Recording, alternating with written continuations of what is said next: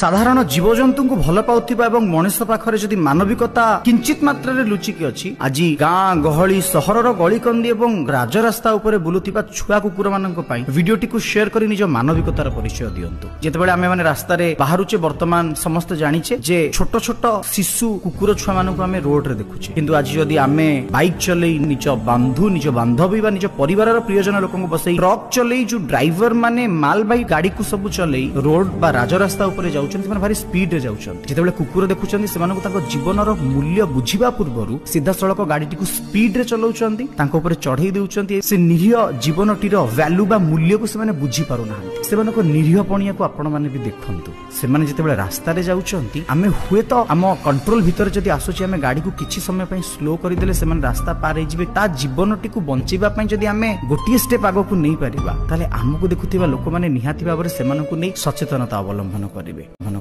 एतिकी जने साधारण मनुष्य हिसाब रे आपण मानक पाखरे मोर अनुरोध। जय जगन्नाथ, वंदे उत्कल जननी।